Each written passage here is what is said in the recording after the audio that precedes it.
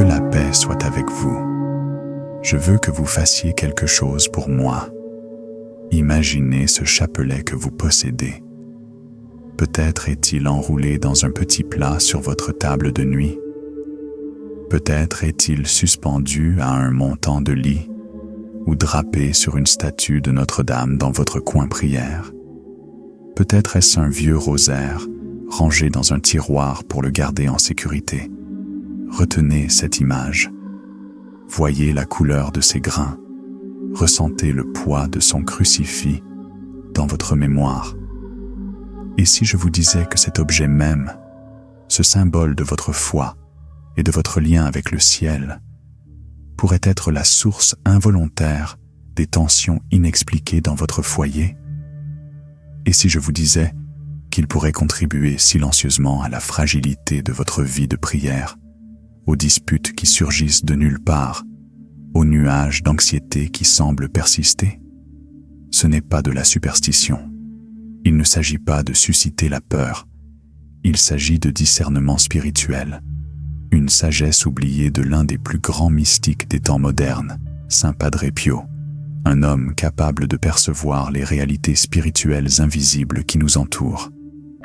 Pas plus tard que la semaine dernière, une femme, Julie, m'a contacté. Son courriel était empreint d'un désespoir discret que j'ai fini par reconnaître.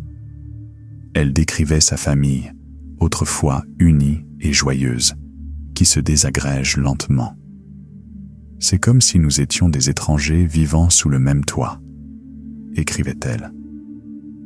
Mon mari et moi nous disputons pour un rien. Mon fils adolescent est renfermé et en colère. Nous sommes confrontés à des pressions financières soudaines et ma plus jeune fille est en proie à des cauchemars. Les médecins sont sans réponse. Notre maison, notre sanctuaire est lourde. Julie priait, allait à la messe, faisait tout ce qu'elle pouvait. Mais rien ne changeait. Puis, après avoir regardé une de nos vidéos sur le combat spirituel au foyer, une pensée l'a traversée. Elle se souvenait d'un chapelet ancien, acheté lors d'une vente immobilière quelques années auparavant. C'était une pièce remarquable, en pierre noire polie, ornée d'un crucifix en argent orné. Attirée par sa beauté gothique, elle l'avait accroché dans sa chambre comme une profession de foi. Dans un élan de prière, elle le décrocha. Elle l'enveloppa dans un linge et le déposa dans son garage, avec l'intention de le remettre à son prêtre plus tard. Elle me raconta la suite, ses mots tremblants de stupeur et de soulagement. En quelques jours, écrivit-elle, le changement était palpable. Les disputes cessèrent. Ma fille fit ses nuits pour la première fois depuis des mois. C'était comme si une fenêtre s'était ouverte dans une pièce étouffante, laissant entrer l'air frais et la lumière du soleil. La lourdeur avait disparu. L'histoire de Julie n'est pas un cas isolé. C'est un écho moderne d'un avertissement que nous a laissé Padre Pio. Ce saint stigmatisé, béni et doté de dons spirituels extraordinaires, a averti ses enfants spirituels que certains chapelets, notamment ceux de 3 couleurs spécifiques, peuvent servir de vecteurs involontaires d'influences spirituelles négatives plutôt que de canaux de protection divine. Et ce qui est vraiment alarmant et qui devrait nous faire réfléchir, c'est que ce sont souvent les chapelets les plus beaux, les plus uniques et les plus accrocheurs. Ce sont ceux qui nous interpellent depuis les rayons des antiquaires ou les pages des sites marchands, nous murmurant une histoire à laquelle nous ne pouvons résister. Aujourd'hui, nous allons parcourir ensemble cet enseignement profond et souvent négligé de Padre Pio. Nous révélerons précisément les couleurs contre lesquelles il a mis en garde. Nous explorerons pourquoi ces perles de prière apparemment innocentes peuvent subtilement affecter le climat spirituel de votre foyer. Et je partagerai avec vous les 6 signes avant-coureurs critiques indiquant qu'un chapelet en votre possession pourrait être spirituellement compromis. Le 3e type de malédiction est particulièrement inquiétant, car dans notre monde moderne et éclectique, il est devenu de plus en plus courant dans les foyers catholiques, souvent célébré pour son talent artistique, tout en cachant un danger spirituel subtil. Êtes-vous prêt à découvrir ce qui se cache peut-être à la vue de tous dans votre coin de prière? Car je vous promets qu'après avoir entendu cette sagesse de l'humble frère de San Giovanni Rotondo, vous ne regarderez plus jamais un rosaire du même œil. Et si vous croyez en la sagesse spirituelle de Padre Pio, si vous croyez que ces conseils sont un don pour notre époque, prenez un moment pour écrire dans les commentaires ci-dessous « Discerne mon chemin, Padre Pio ». Votre simple acte de foi, votre commentaire, pourrait bien être l'élément clé qui permettra à ce message d'atteindre une personne comme Julie, dont le foyer est touché sans qu'elle ne s'en rende compte. Le rosaire, une arme divine et une cible spirituelle. Avant d'aborder les avertissements spécifiques, nous devons d'abord comprendre l'immense pouvoir que nous détenons lorsque nous prions le rosaire. Ce n'est pas un simple chapelet pour compter les prières.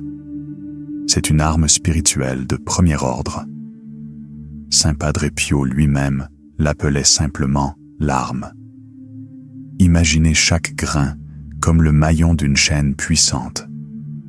Lorsque nous prions avec une dévotion sincère, nous forgeons cette chaîne, maillon après maillon. C'est une chaîne qui nous relie à la Sainte Vierge Marie et, par son cœur immaculé, nous relie directement au Sacré-Cœur de son Fils, Jésus-Christ. Ce n'est pas seulement de la poésie, c'est une réalité spirituelle. Depuis que Notre-Dame a révélé cette dévotion à Saint Dominique au XIIIe siècle pour combattre l'hérésie albigeoise, le rosaire a été l'encre dans la tempête, l'épée dans la bataille, la clé qui a permis d'innombrables miracles, conversions et victoires spirituelles. Mais voici un principe crucial de la vie spirituelle. Tout ce qui possède un grand pouvoir pour le bien devient la cible privilégiée du mal. Un phare n'est attaqué par la tempête que parce qu'il brille d'une lumière éclatante. Une forteresse n'est assiégée que parce qu'elle est un bastion de force et de sécurité. De même, la profonde puissance spirituelle du rosaire est précisément ce qui le rend vulnérable à la distorsion et à la profanation. Padre Pio, dans sa sagesse terrestre, rappelait souvent cette réalité à ses enfants spirituels. Il disait « Le diable est comme un chien enragé, attaché à une chaîne. Au-delà de la longueur de la chaîne, il ne peut attraper personne. Et vous, tenez-vous à distance. » Ces enseignements sur les chapelets compromis étaient sa façon de nous montrer où s'arrête cette chaîne, de nous aider à rester à distance des influences qui cherchent à perturber notre connexion avec Dieu. Comment savait-il tout cela? Padre Pio possédait des charismes extraordinaires, des dons surnaturels de Dieu. Il pouvait lire dans les âmes, discernant l'état de grâce d'une personne d'un seul regard. Il pouvait se bilocaliser, apparaissant à 2 endroits à la fois. Et, point le plus pertinent pour notre discussion, il possédait un profond don de discernement spirituel, la capacité de percevoir l'histoire et l'état spirituel d'un objet. D'innombrables visiteurs de son monastère de San Giovanni Rotondo étaient stupéfaits lorsque Padre Pio refusait de bénir certains objets qu'ils apportaient, médailles, statues et, bien sûr, chapelets. Parfois, avec un regard empreint d'une profonde douleur et d'une gravité extrême, il ordonnait que l'objet soit immédiatement détruit. On raconte l'histoire bien documentée d'une femme napolitaine qui s'approcha de lui au confessionnal, tenant ce qui semblait être un magnifique chapelet ordinaire. Avant même qu'elle puisse prononcer un mot, Padre Pio recula comme frappé. Sa voix, habituellement douce, était aiguë et impérieuse. « Emportez cet objet d'ici. » Il n'a pas été créé pour la prière, mais pour quelque chose de complètement différent. La femme était mortifiée et confuse. Mais une enquête ultérieure menée par un prêtre révéla l'horrible vérité. Le chapelet avait été utilisé lors de rituels occultes par une secte satanique avant d'être vendu et déguisé en simple sacramental catholique. Ce don divin a permis à Padre Pio de nous enseigner un principe spirituel essentiel. Tout ce qui paraît saint ne l'est pas vraiment. Dans notre monde moderne, où les objets religieux sont produits en masse dans les usines, vendus comme accessoires de mode et échangés en ligne comme des cartes de baseball, cet avertissement est plus important que jamais. De nombreux catholiques bien intentionnés collectionnent des chapelets de couleurs et de motifs variés, les choisissant pour leur beauté ou leur originalité, sans se soucier de leur origine spirituelle. Nous devons nous réapproprier notre compréhension. Les sacramentaux ne sont pas de simples bibelots, ils sont des prolongements de notre foi, des canaux de grâce lorsqu'ils sont bénis et respectés comme il se doit, et des sources potentielles d'interférences spirituelles lorsqu'ils ne le sont pas. Avant de poursuivre, permettez-moi de partager un point important. Si vous souhaitez approfondir votre lien avec ce saint incroyable et fortifier votre vie spirituelle, les secrets spirituels de Saint Padre Pio regorgent de ses prières les plus puissantes, de réflexions basées sur ses enseignements intemporels et de conseils pratiques pour fortifier votre âme. Revenons maintenant au cœur de l'avertissement de Padre Pio. Qu'est-ce qui rend certains chapelets colorés potentiellement dangereux? Explorons les 3 types spécifiques de chapelets qu'il nous a mis en garde contre la conservation à la maison et pourquoi leur simple présence pourrait affecter le bien-être spirituel de votre famille d'une manière que vous n'avez pas encore perçue. Le premier avertissement, le rosaire entièrement noir.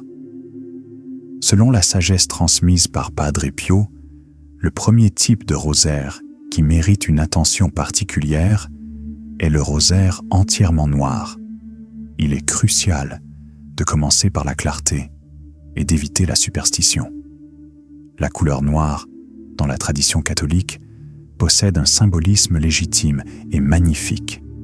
Elle représente le deuil, la pénitence et la solennité de la mort comme passage vers la vie éternelle. Les habits noirs des moines bénédictins nous rappellent leur engagement à mourir au monde. Un rosaire noir n'est pas, en soi, mauvais. De nombreux catholiques fervents prient sur de simples rosaires noirs bénis depuis des siècles avec beaucoup de fruits. Le problème, comme l'a discerné Padre Pio, n'est pas la couleur elle-même, mais la façon dont cette couleur spécifique a été appropriée et récupérée pour des pratiques ésotériques et occultes en contradiction directe avec notre foi. Il a observé que de nombreux chapelets noirs, en particulier ceux acquis auprès de sources inconnues ou laïques comme les magasins d'antiquités, les marchés aux puces ou les ventes immobilières, avaient été auparavant utilisés dans des rituels contraires au culte chrétien. L'un des directeurs spirituels de Padre Pio raconta l'histoire d'une femme pieuse qui était tourmentée.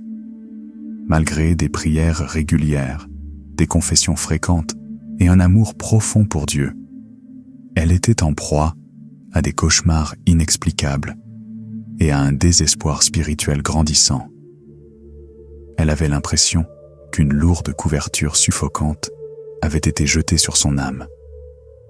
Lorsqu'elle fit enfin le voyage pour voir Padre Pio, il ne l'interrogea pas sur ses péchés, ni sur ses habitudes de prière.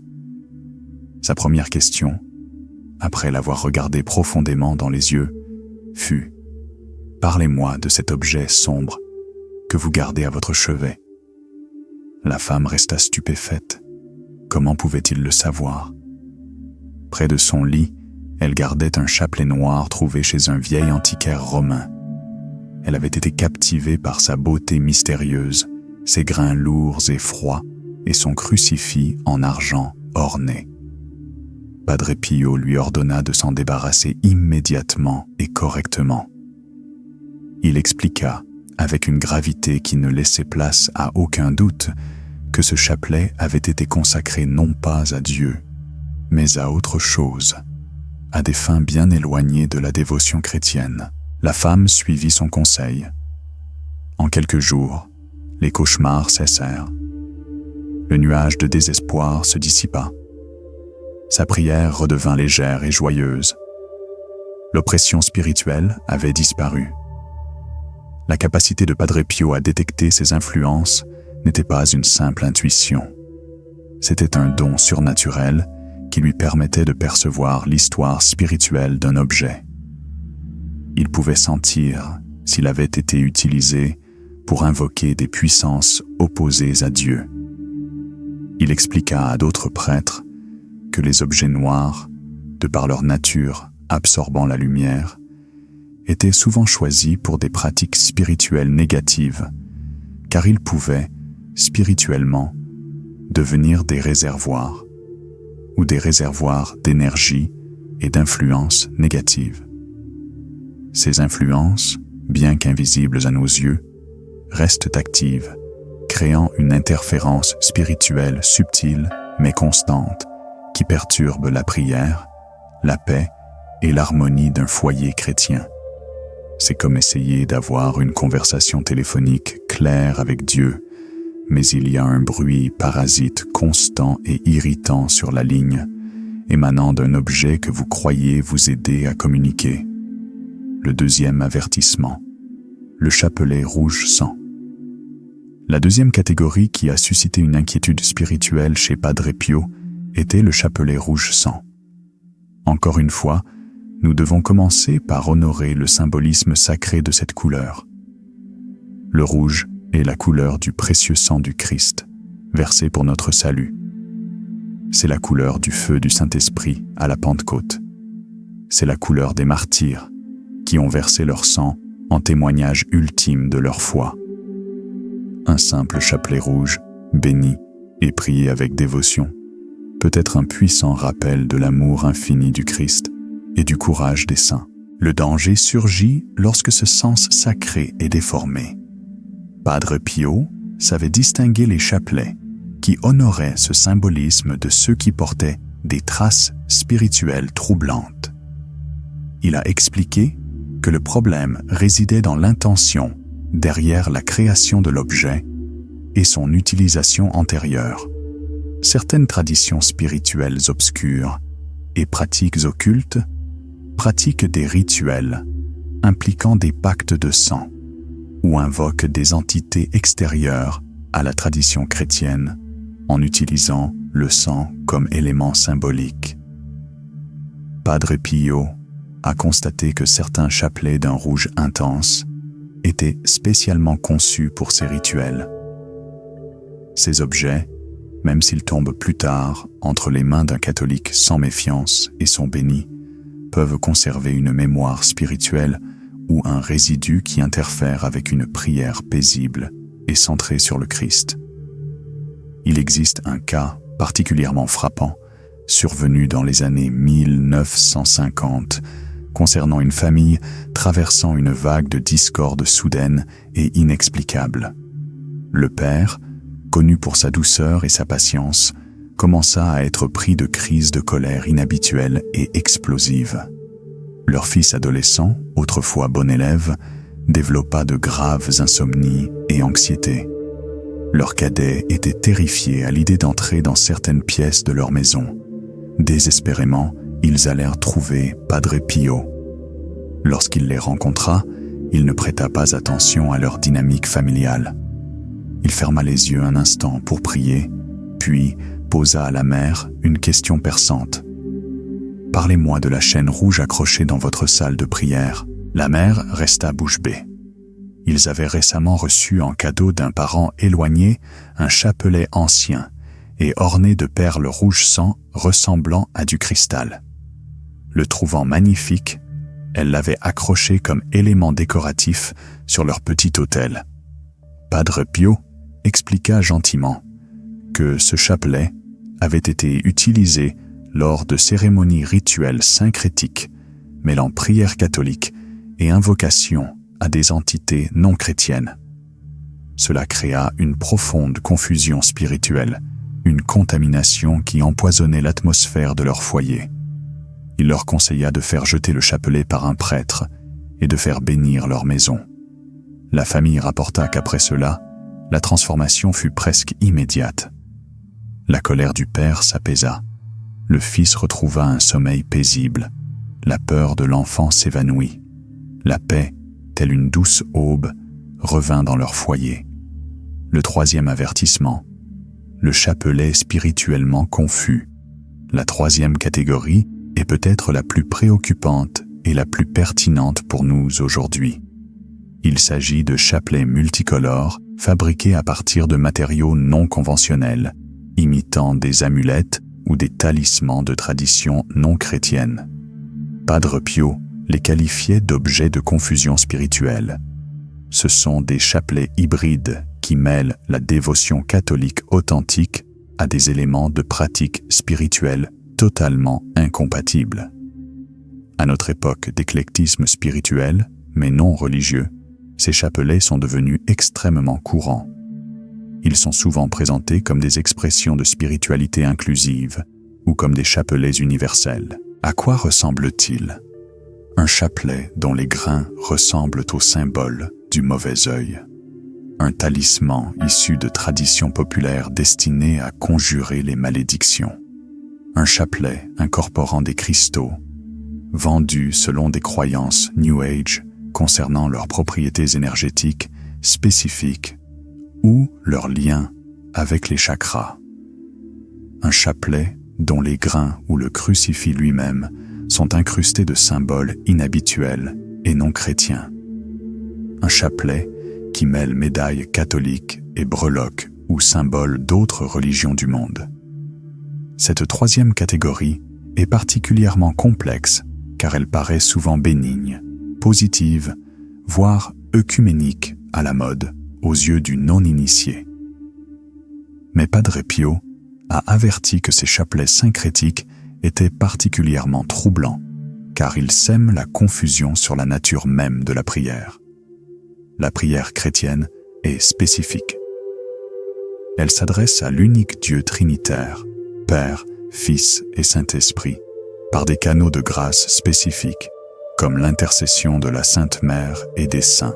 Lorsque nos outils de prière intègrent des éléments de multiples systèmes spirituels, ayant des conceptions du divin fondamentalement différentes et souvent contradictoires, ils peuvent créer ce que Padre Pio qualifie de « statique spirituelle ».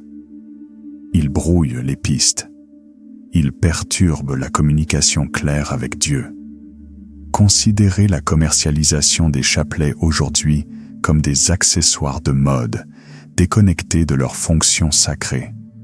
Lorsqu'un objet sacré devient tendance, il risque de perdre son intégrité spirituelle.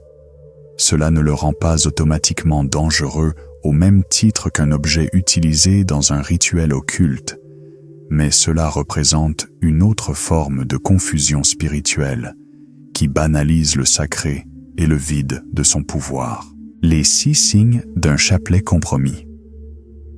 Alors, comment identifier un chapelet potentiellement problématique chez soi? Les conseils de Padre Pio nous offrent une liste de contrôles pratiques, un moyen d'exercer un discernement prudent. Vérifier son origine. Il appelait cela « connaître sa provenance spirituelle ». D'où vient-il? Les chapelets provenant de sources inconnues, notamment les brocantes, les marchés aux puces, ou offerts par des personnes aux croyances spirituelles floues, méritent un examen attentif. C'est comme lire l'étiquette d'un produit alimentaire. Vous voulez en connaître les ingrédients.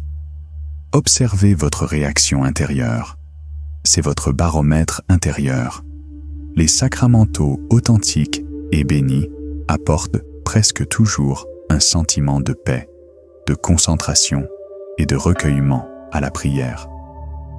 Si vous ressentez une distraction inhabituelle, de l'agitation, de l'anxiété ou une profonde sécheresse spirituelle, en particulier lors de l'utilisation d'un chapelet en particulier, cela pourrait être le signe d'une interférence spirituelle.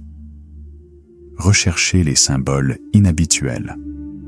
Examinez attentivement l'objet. Y a-t-il des inscriptions étranges? Le crucifix est-il déformé ou comporte-t-il des symboles étranges? Les symboles sont un langage. Une croix modifiée transmet un message différent du crucifix traditionnel. Attention aux matériaux. Bien que les chapelets puissent être fabriqués à partir de nombreuses substances, méfiez-vous de ceux qui incorporent des matériaux fortement associés à des pratiques occultes.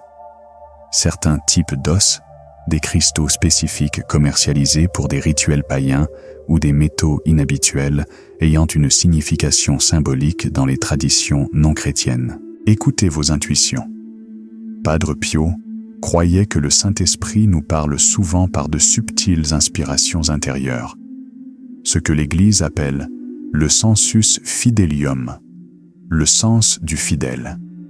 Si vous ressentez un malaise inexplicable et persistant, un sentiment d'incompréhension face à un chapelet en particulier, ne le négligez pas.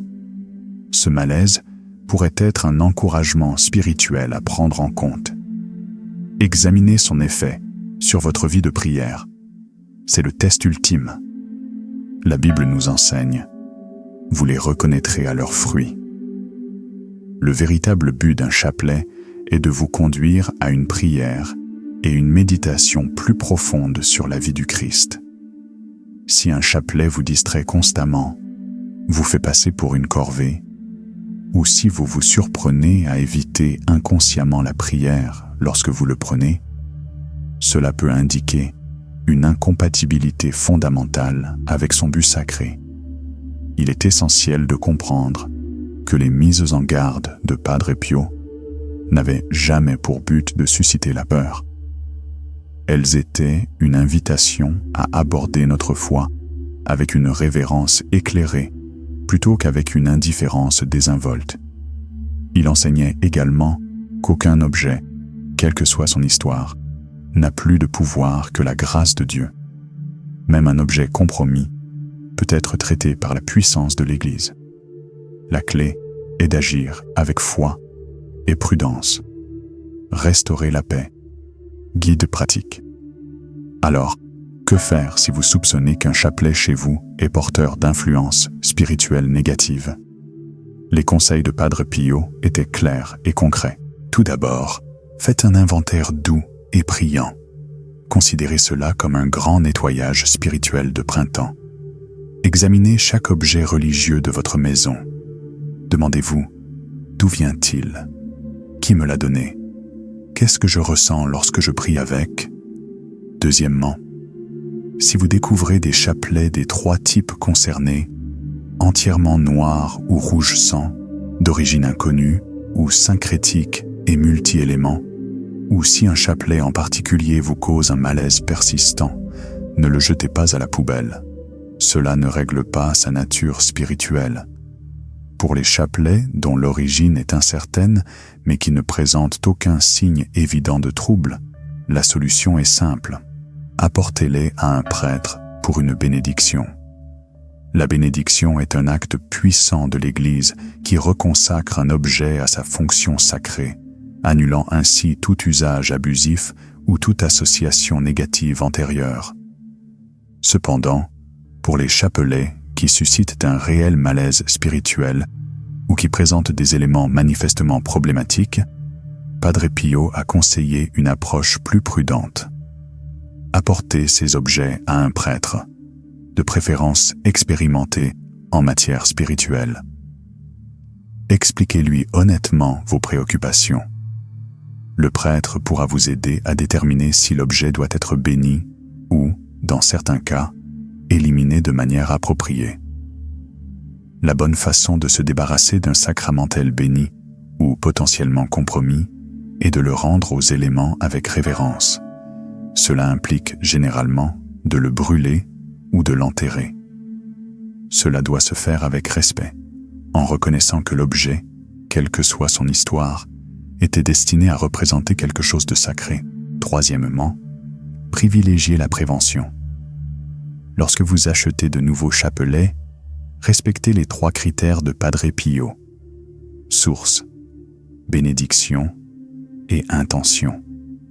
Achetez-les auprès de fournisseurs catholiques réputés, de boutiques de souvenirs d'église ou directement auprès de monastères et de couvents.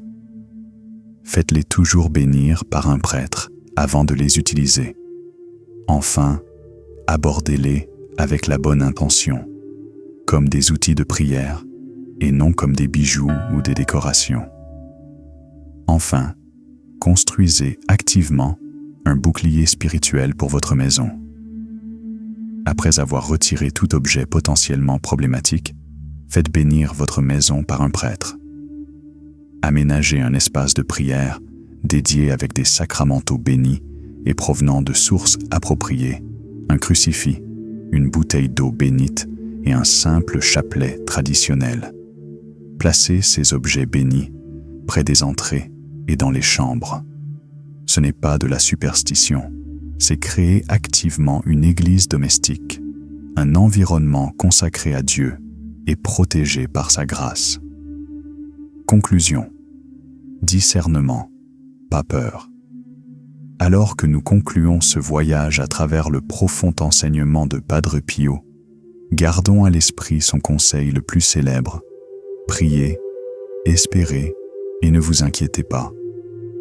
Le but de cette connaissance n'est pas de nous inquiéter ou de nous effrayer, mais de nous rendre sages, vigilants et perspicaces. La véritable protection spirituelle ne vient pas des objets eux-mêmes, mais d'une foi sincère et vivante et d'une profonde dévotion à Dieu. Un simple chapelet en plastique, offert par votre grand-mère, prié avec amour, possède infiniment plus de pouvoir spirituel que le chapelet le plus orné et le plus coûteux, traité comme un simple objet d'art. Les avertissements concernant les chapelets noirs, rouges et syncrétiques sont importants non pas en raison d'un mal inhérent aux couleurs ou aux matériaux, mais en raison de la façon dont l'intention humaine et son mauvais usage peuvent déformer et corrompre les choses sacrées. Notre cheminement spirituel exige à la fois une foi confiante et une action prudente. Examinez les sacramentaux de votre foyer. Assurez-vous qu'ils proviennent de sources fiables. Faites-les bénir. Ce sont de simples gestes d'intendance spirituelle qui honorent la sagesse de Padre Pio et, plus important encore, honorent Dieu. N'oubliez pas que le rosaire est l'arme de notre époque, mais comme toute arme, il doit être manié avec connaissance, respect et compréhension. Ainsi, il devient ce qu'il a toujours été censé être: un lien de grâce, une chaîne d'amour, un escalier vers le ciel. Et si vous avez trouvé de la valeur dans ces enseignements, pensez à soutenir la mission de notre chaîne. Chaque j'aime, chaque partage et chaque abonnement nous aident à atteindre davantage d'âmes en quête de lumière et de guidance en ces temps souvent confus. Votre soutien est essentiel à notre travail de diffusion de la sagesse de saints comme Padre Pio. Ensemble, nous formons une communauté de foi et, avec votre aide, nous pouvons apporter ces paroles d'espoir et de discernement à ceux qui en ont besoin. Que la bénédiction de Dieu Tout-Puissant et l'intercession de Saint Padre Pio soient sur vous, votre famille et votre foyer, vous apportant discernement, protection et paix profonde dans votre cheminement spirituel. Merci d'avoir regardé jusqu'à la fin. La conversation ne fait que commencer et votre voix est essentielle à cette communauté. N'hésitez pas à partager vos impressions dans les commentaires ci-dessous. Si ce message a résonné en vous, dites-le nous en écrivant « Amen » pour plus de contenu utile et informatif pour vous inspirer et vous guider au quotidien. N'oubliez pas de vous abonner et d'activer la cloche de notification. Nous vous sommes très reconnaissants d'avoir été présents et avons hâte de vous retrouver dans la prochaine vidéo.